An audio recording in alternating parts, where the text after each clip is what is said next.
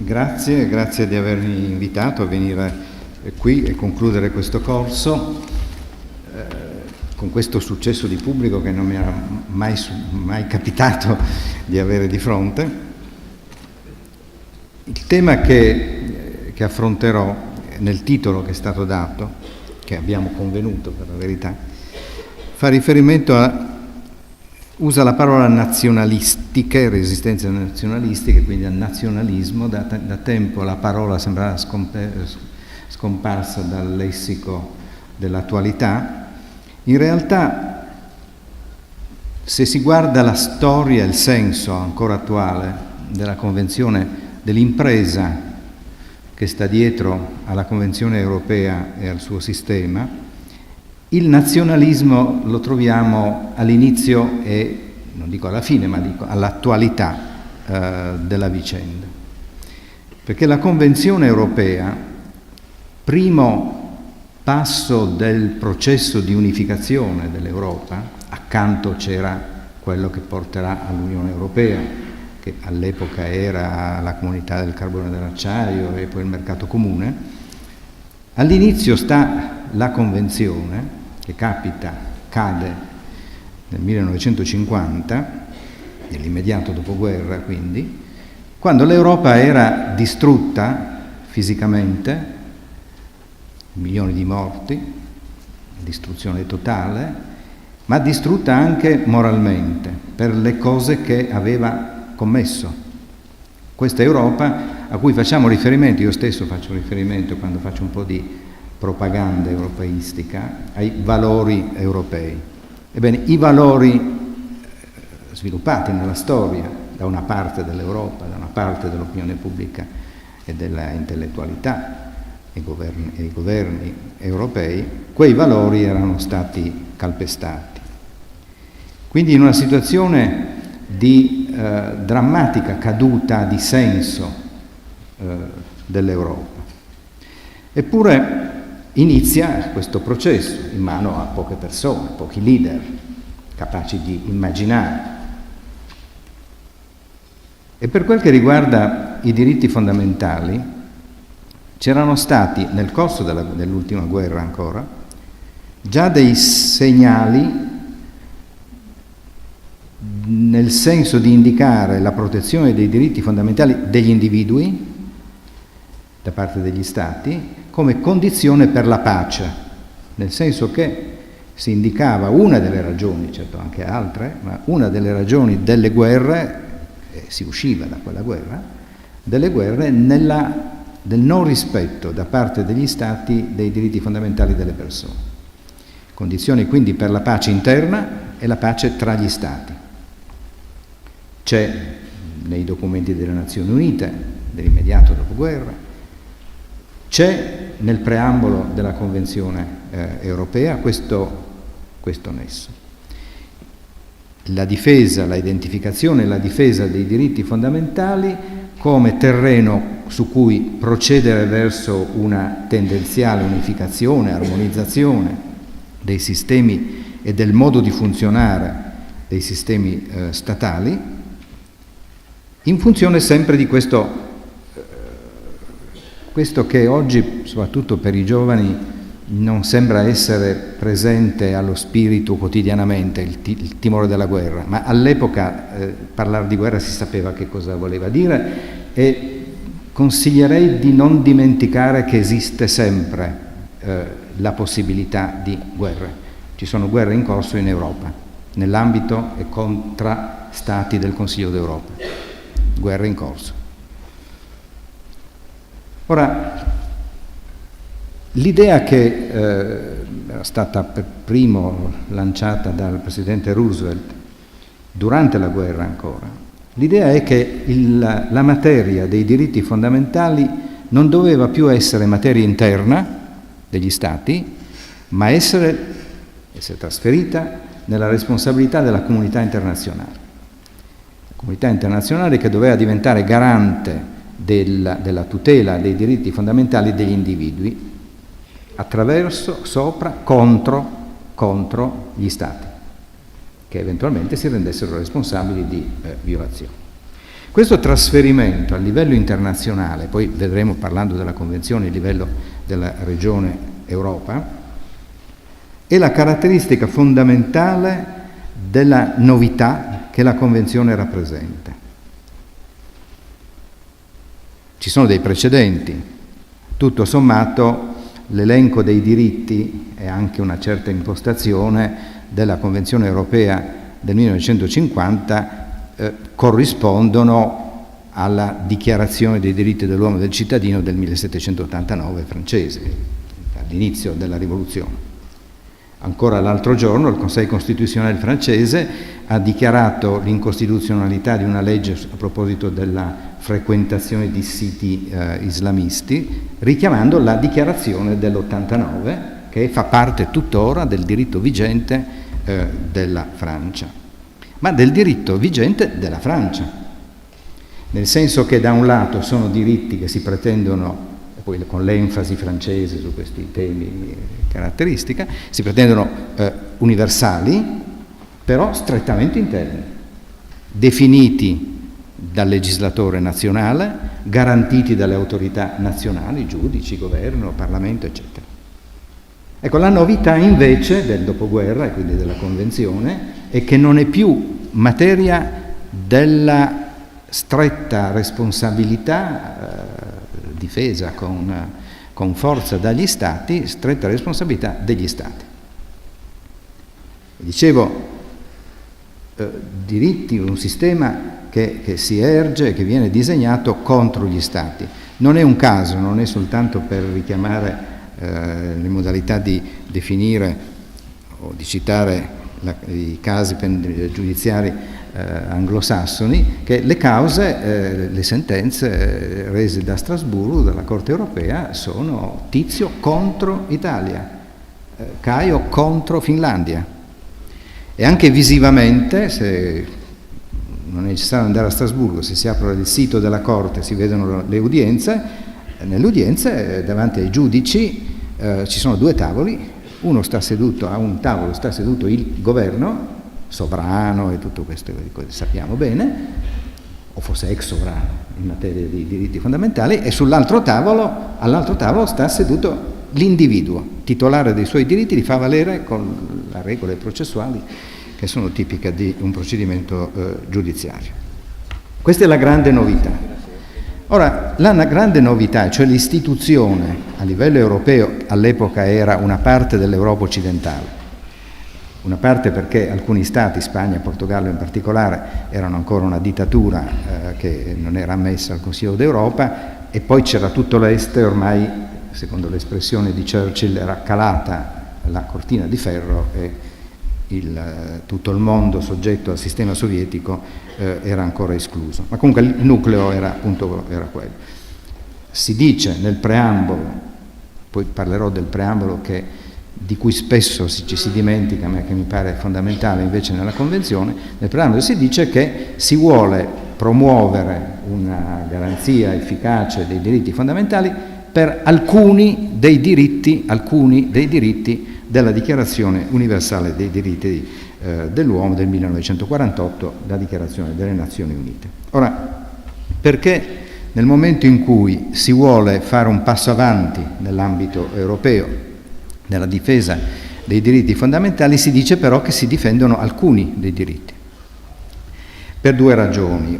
La prima, che sono esplicitate nei lavori preparatori che porteranno alla Convenzione, la prima è che la dichiarazione del 1948, che non è un trattato, è una dichiarazione dell'Assemblea Generale delle Nazioni Unite, l'elenco è importantissimo per un verso, perché è la prima volta che a livello internazionale si produce un testo di questo genere, ma è una dichiarazione, un elenco sterminato di diritti, estremamente eterogenei per struttura, dal diritto alla vita, al diritto a non essere sottoposto a tortura, al diritto di partecipare alla vita culturale del paese. Ecco, vedete come siano straordinariamente diversi non solo per oggetto, ma anche proprio per natura del diritto. Solo alcuni, è stato ritenuto in Europa, nel momento in cui si preparava la Convenzione del 50, solo alcuni erano suscettibili di essere difesi davanti a un giudice e un giudice internazionale in particolare.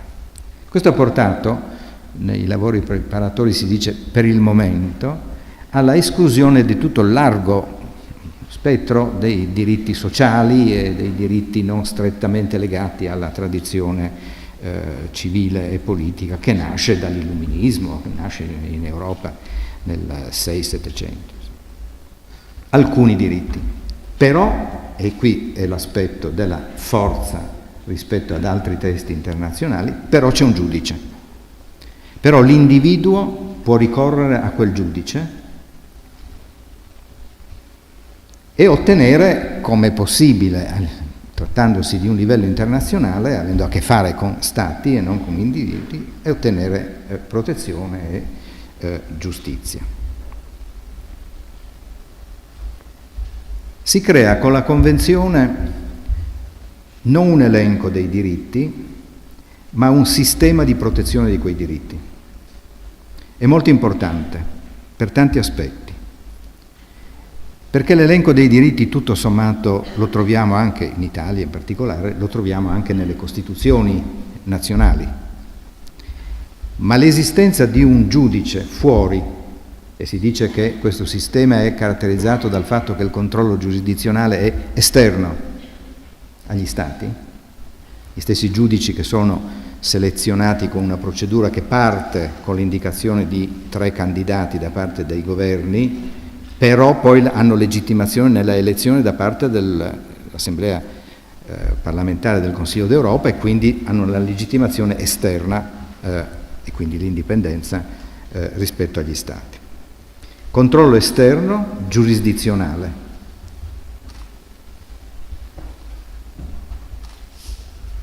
Che parte, è dell'articolo 1 della Convenzione, parte con un'espressione che è stata oggetto di discussione nei lavori preparatori.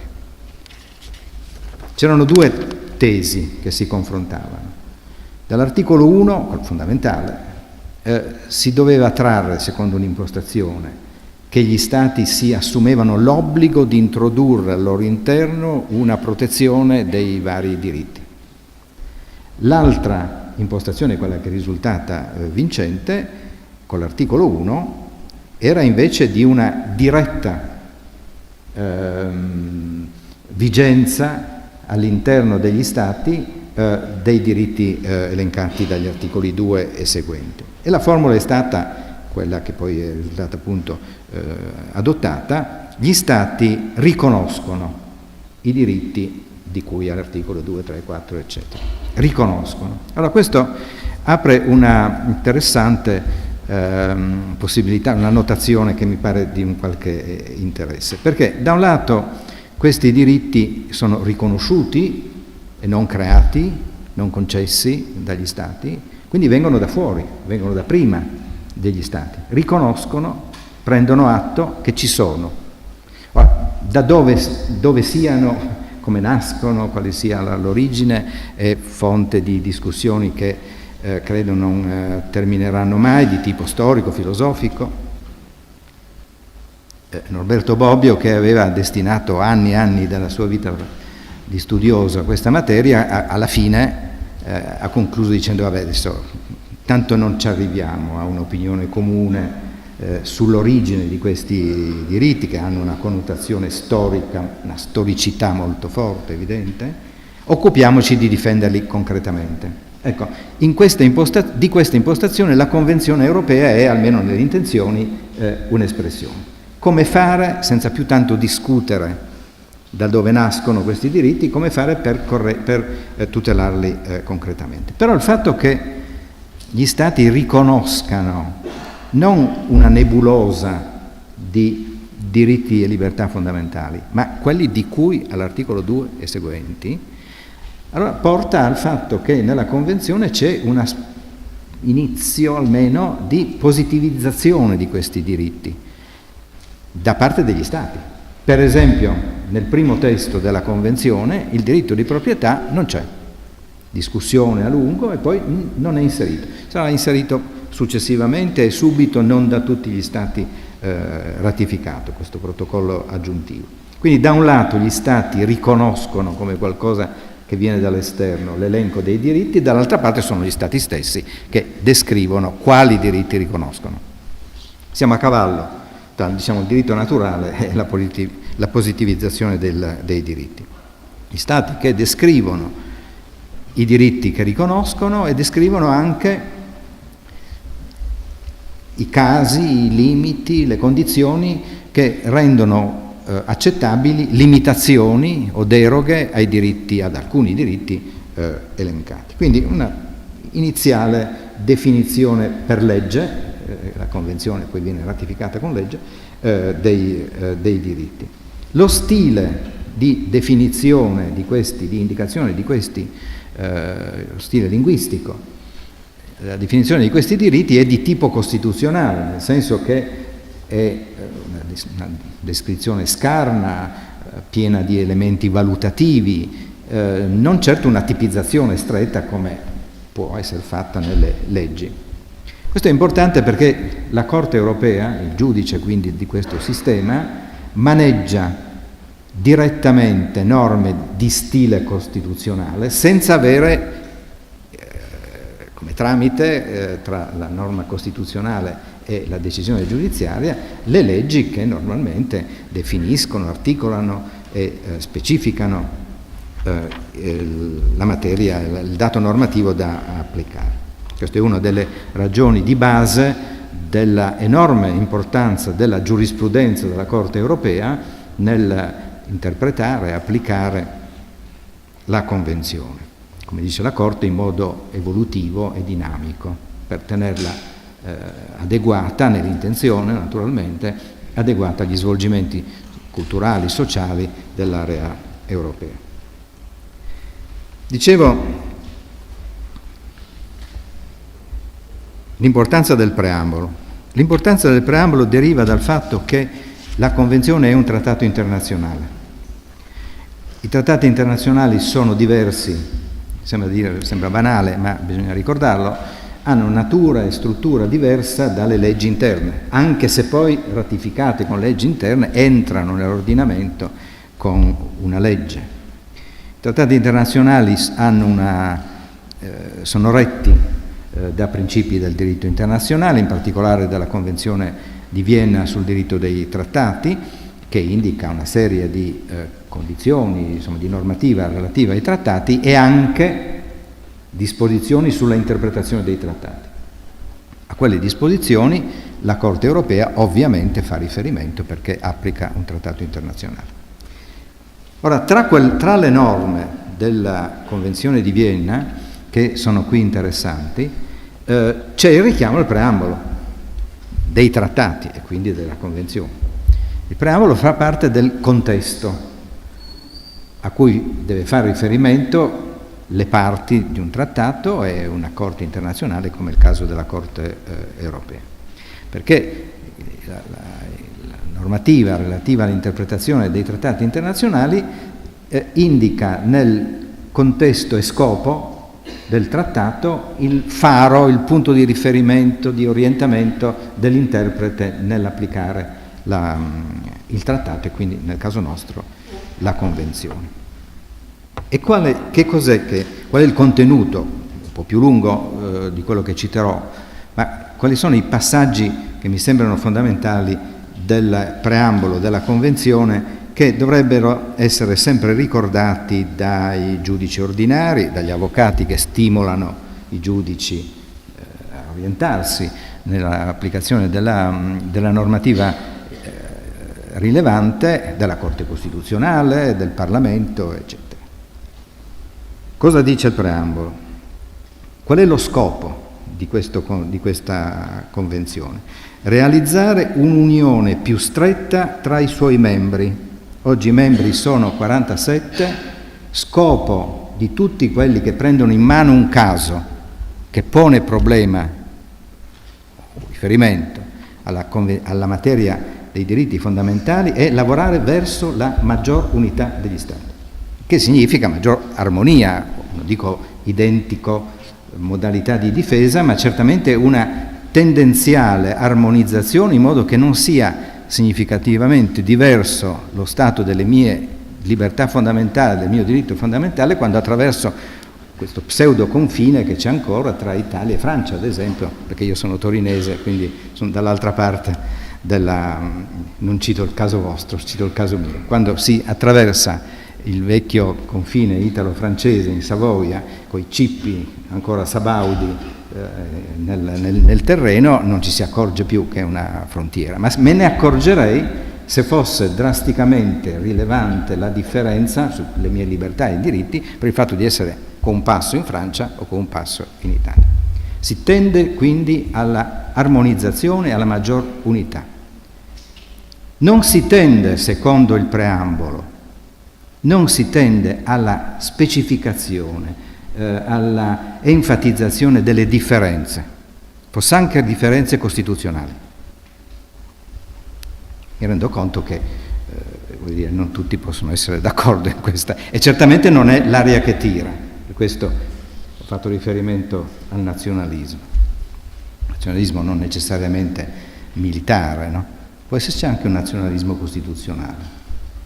Ed è contro il preambolo della Convenzione, in una certa misura. Come questa tensione verso una unione più stretta degli Stati membri?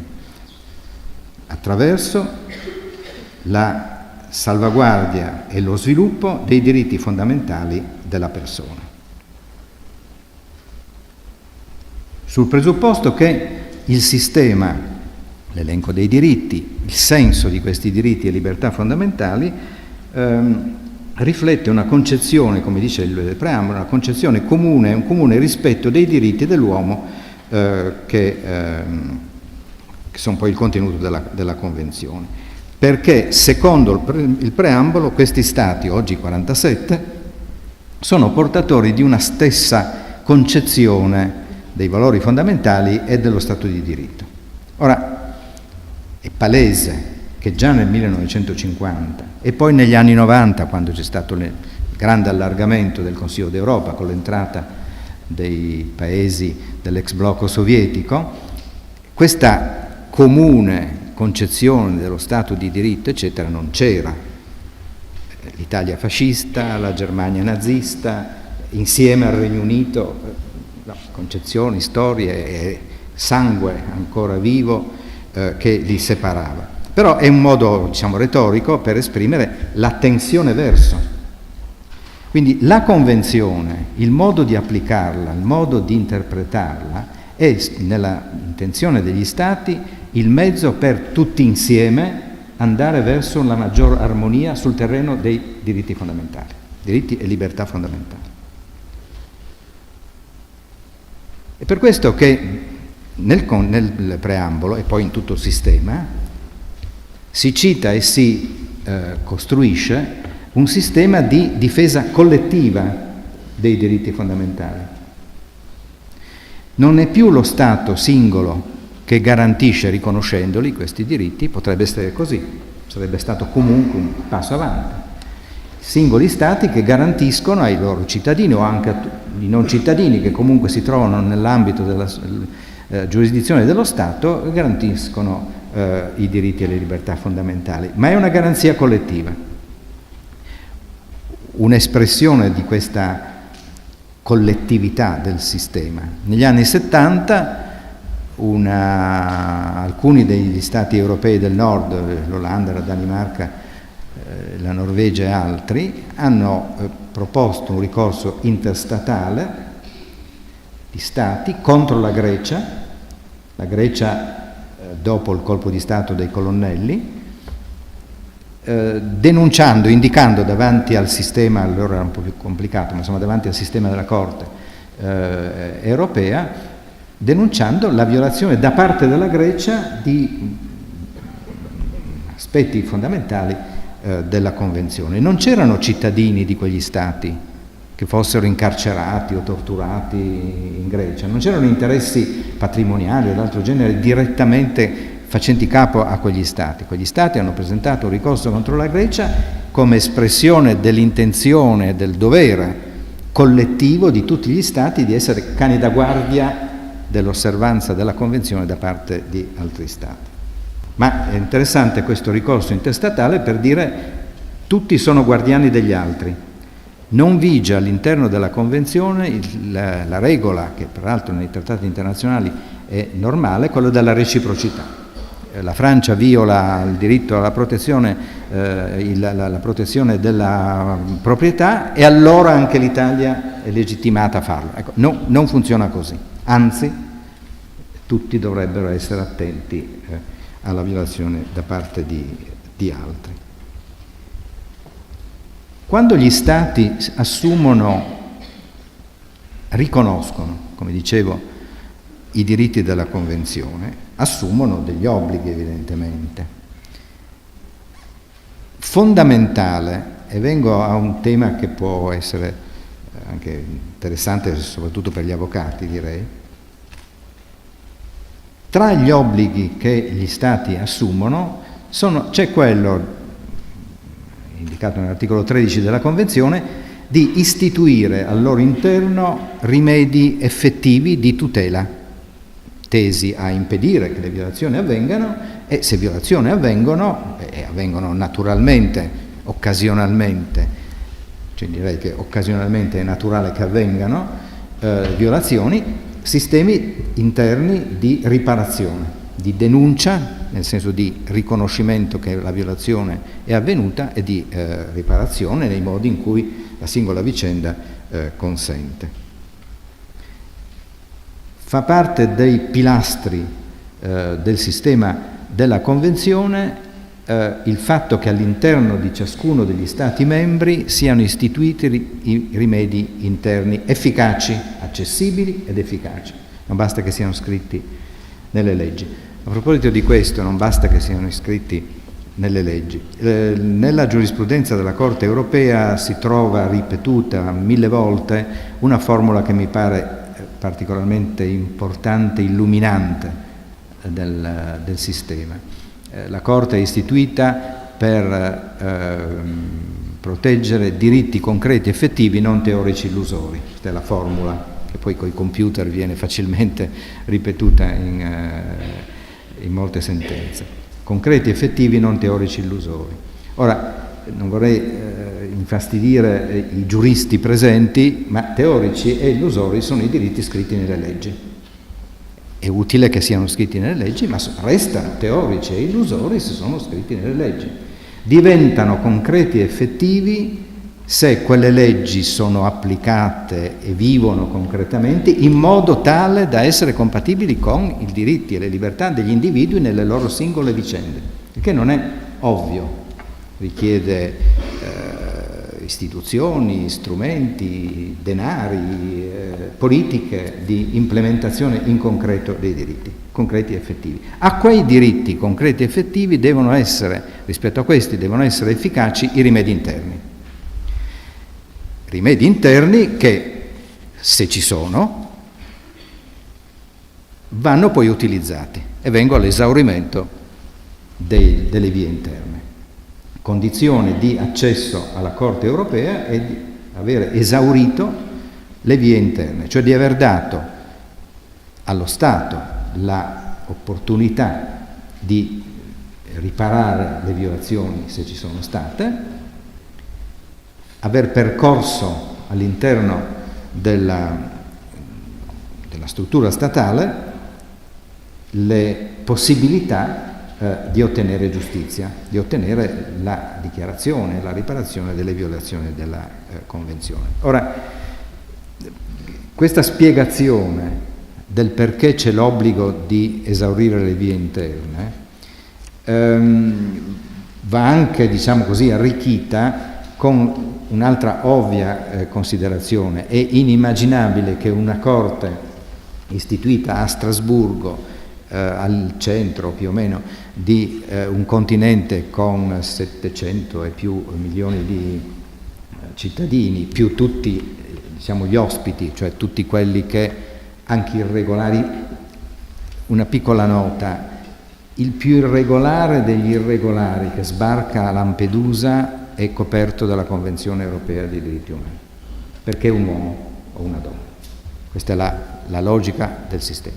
Quindi ai 700 milioni di cittadini vanno aggiunti tutti gli altri. Ecco. Allora, è inimmaginabile che i diritti e le libertà fondamentali di tutte queste persone siano difese da un giudice centralizzato, una struttura che sta a Strasburgo.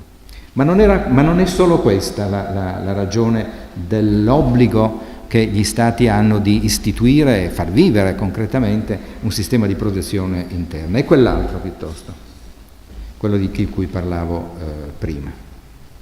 Cioè rendere serio all'interno del sistema nazionale l'impegno o la dichiarazione che all'articolo 1 gli Stati, che poi hanno ratificato, eccetera, gli Stati hanno fatto dicendo che riconoscono quei diritti.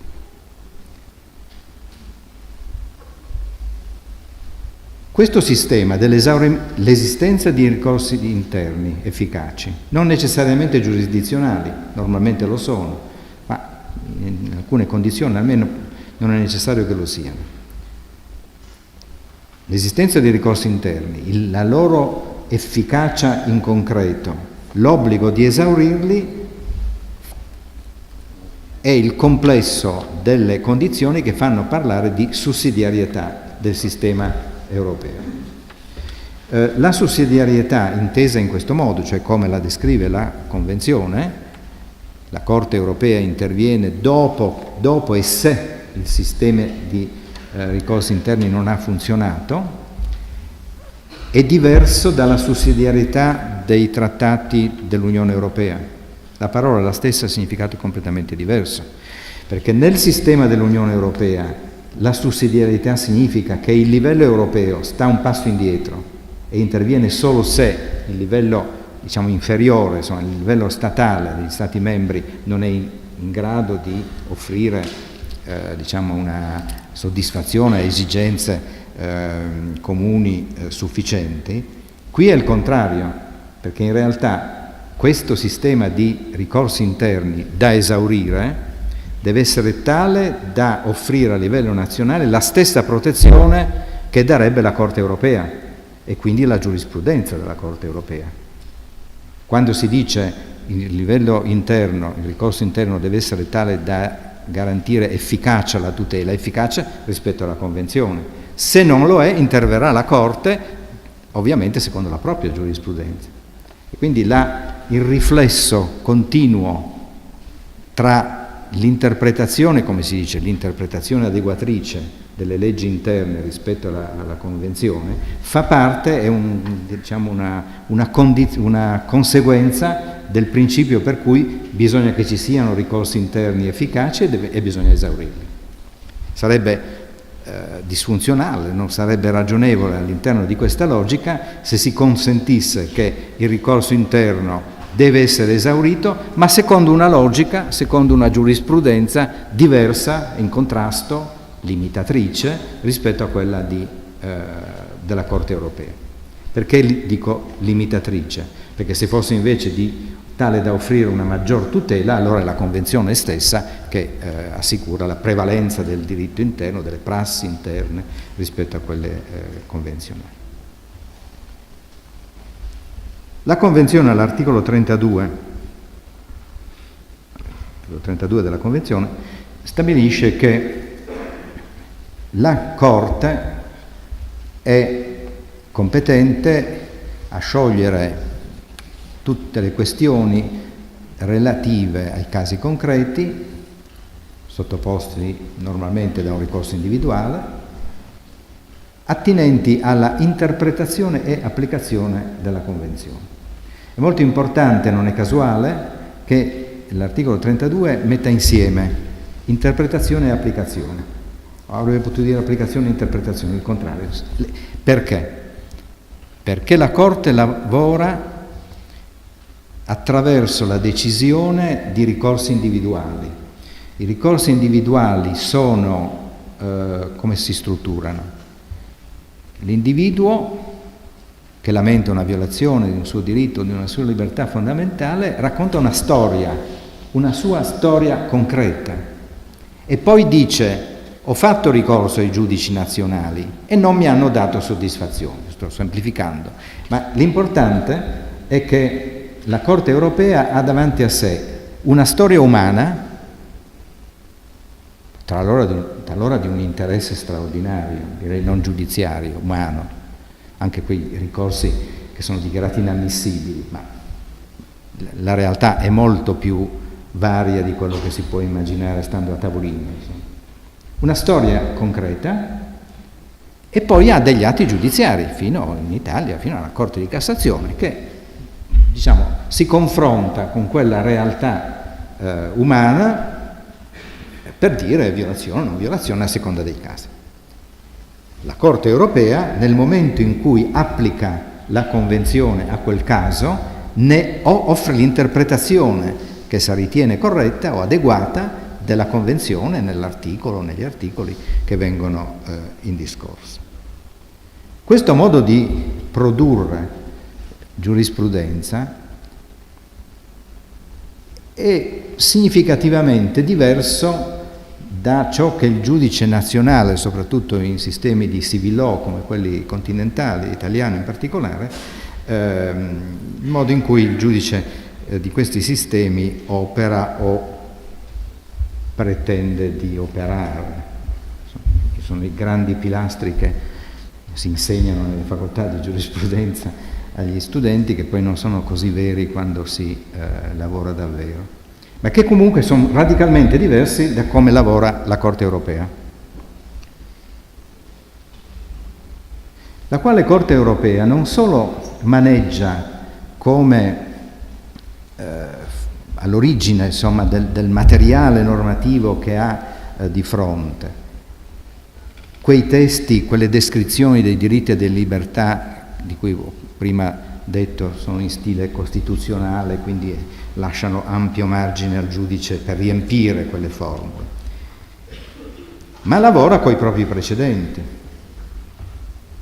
che sono migliaia, migliaia e migliaia. Tra l'altro, avviso, i precedenti della Corte non sono soltanto le sentenze, ma anche le dichiarazioni di inammissibilità, le quali spesso sono una riga incomprensibile, inammissibile, altre volte sono pagine e pagine di argomentazione che concludono nel senso della manifesta non violazione, ma conoscere le dichiarazioni di inammissibilità, voglio dire, è almeno altrettanto importante che conoscere le sentenze di violazione, questo, perché c'è l'abitudine di citare soltanto le sentenze. La Corte lavora appunto con riferimento soprattutto ai propri precedenti ormai, i quali precedenti sono, sembra ovvio, ma è ovvio dirlo, ma spesso si dimentica, naturalmente esiste il precedente in quanto ci sia stato un ricorso.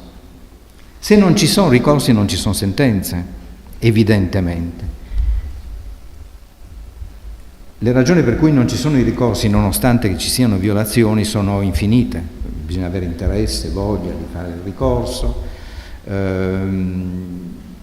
In certe situazioni, pensate ai ricorsi che sono arrivati alla Corte europea per uccisioni, torture nel conflitto in Cecenia. Queste famiglie di cui un componente era stato magari appunto torturato, ucciso, eccetera, far ricorso contro la Federazione Russa a Strasburgo non è proprio come qui in Italia fare un ricorso per l'eccessiva durata dei procedimenti. Ci sono dei rischi, eccetera, no? Quindi possono mancare ricorsi nonostante ci siano le violazioni. Il che significa però, come mi serve nella mia discussione, che non si può pretendere che l'insieme dei precedenti della Corte sia come un manuale dei diritti fondamentali, cioè che si pretende completo. Ci sono dei buchi. Non si trova spesso il precedente che sarebbe utile per dire non stiamo decidendo adesso, l'abbiamo già deciso il caso, perché c'è il precedente. Formalmente la Corte non è tenuta a seguire i propri precedenti, però la Corte dice ovviamente per garantire un minimo di prevedibilità e stabilità nella nostra giurisprudenza li seguiamo. La Corte quindi cerca nel panorama dei propri precedenti quello pertinente e la discussione in Camera di Consiglio avviene se il precedente è pertinente oppure no. Quale tra i tanti precedenti è il più pertinente? oppure se non ci sono precedenti pertinenti, sono gli interstizi nella giurisprudenza in cui la Corte a quel punto crea il precedente. Lo crea non liberamente, lo crea facendo, diciamo così, un passo verso l'alto, cercando la ratio decidendi più elevata sopra i precedenti. La ratio decidendi, perché è la ratio decidendi che è vincolante, non la singola definizione della singola vicenda concreta. E questa è un'indicazione che ai giudici nazionali e alla Corte Costituzionale va data sottolineandola. In realtà la difficoltà obiettiva nella ricostruzione della giurisprudenza di Strasburgo deriva dalla natura di questa giurisprudenza, appunto casistica, e niente a che vedere con quella della Corte di Cassazione. La Corte di Cassazione produce normativa, perché fa delle affermazioni che hanno pretesa di essere generali e astratte come le leggi. La Corte di Strasburgo produce decisioni concrete e effettive, per usare la terminologia di Strasburgo, donde la obiettiva difficoltà di convivenza di un sistema di civil law con questa normativa che attraverso il 117 della Costituzione diventa normativa capace di determinare l'incostituzionalità di una legge ordinaria interna che sia in contrasto. Ecco, la difficoltà è che non tanto di contenuti, anche perché per fortuna l'ispirazione culturale, politica della Costituzione rispetto alla Convenzione è largamente simile, se non altro gli stessi anni, ma lo stesso spirito che soffiava in Europa in quel tempo. Ma è la struttura della normativa che, mettendola insieme, determina frizioni. La Corte Costituzionale nel 2007, dopo la riforma che era intervenuta dell'articolo 117 della Costituzione, che stabilisce che la normativa, la legislazione regionale e nazionale deve essere in conformità con gli obblighi internazionali dello Stato, oltre che con gli obblighi comunitari, la Corte Costituzionale, con le due sentenze 348 e 349 del 2007, ha detto quello che altrove era stato detto nel 1951, 52, 53, cioè a partire dagli anni della vigenza della Convenzione. In Italia una storia lunga di giurisprudenza costituzionale aveva fatto sì che ci si arrivasse in sostanza nel 2007 con questa riforma. Ha detto la Corte Costituzionale che i giudici devono fare ogni sforzo possibile con le tecniche interpretative di adattamento della legislazione interna alla Convenzione. Se non riescono a farlo perché il conflitto è insuperabile con gli strumenti della interpretazione, allora eccezioni di costituzionalità, vedrà la Corte Costituzionale se la normativa interna è effettivamente in conflitto con la Convenzione e quindi, attraverso l'articolo 117, incostituzionale. Quando la Corte dice conflitto o adeguamento alla Convenzione, aggiunge la Convenzione così come interpretata dalla Corte per questo scopo istituita, Corte europea. Istituita attraverso questo articolo, ci sono le norme nella Convenzione per la struttura della Convenzione, ma con questo articolo 32 che prima citavo, per interpretare e applicare la Convenzione. Quindi la Corte Costituzionale ha fatto correttamente, a mio modo di vedere, riferimento alla Convenzione come vive nell'interpretazione evolutiva da parte della Corte europea.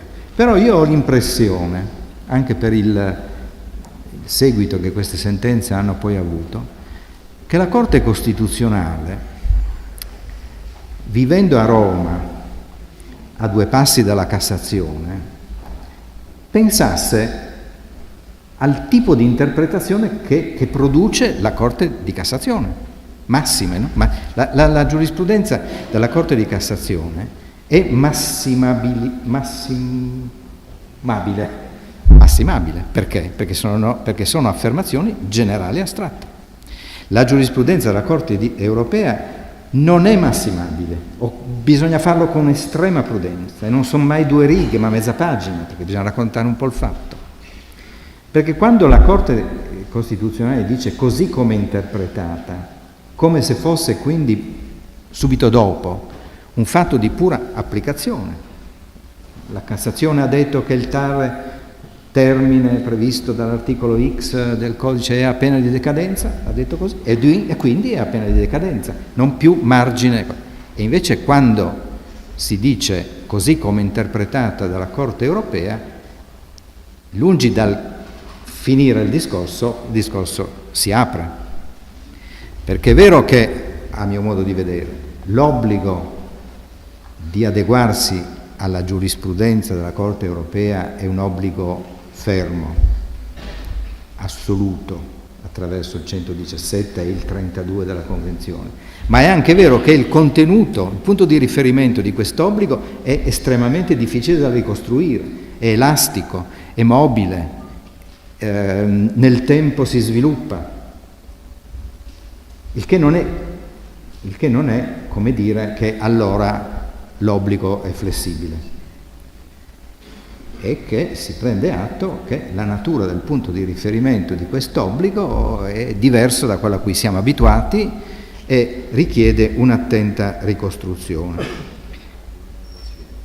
Non per farmi piacere, ma anzi per darmi fastidio, anche a questo tavolo è stata citata la sentenza 49 del 2015, che perché mi dà fastidio, adesso naturalmente uso un'espressione scherzosa, ma perché è tipicamente il risultato di una forma mentis civil law, dove le categorie dell'utilizzabile, non utilizzabile, le categorie a cui fa riferimento sono categorie astratte.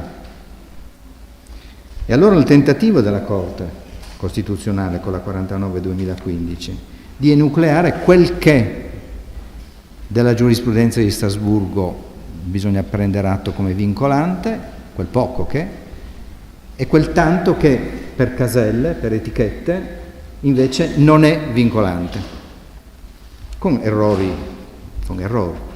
Quando la Corte cita le sentenze pilota, come se fossero chissà cosa, sono sentenze assolutamente normali, soltanto sono accompagnate dal fatto che gli altri casi simili sono sospesi in attesa che il governo, parte della procedura, si adegui.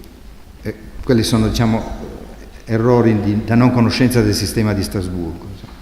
Ma quando, soprattutto, ed è il punto più delicato, la Corte Costituzionale dice siamo vincolati, in funzione di una dichiarazione di costituzionalità o comunque dell'obbligo di interpretazione adeguatrice, solo dalla giurisprudenza consolidata di Strasburgo.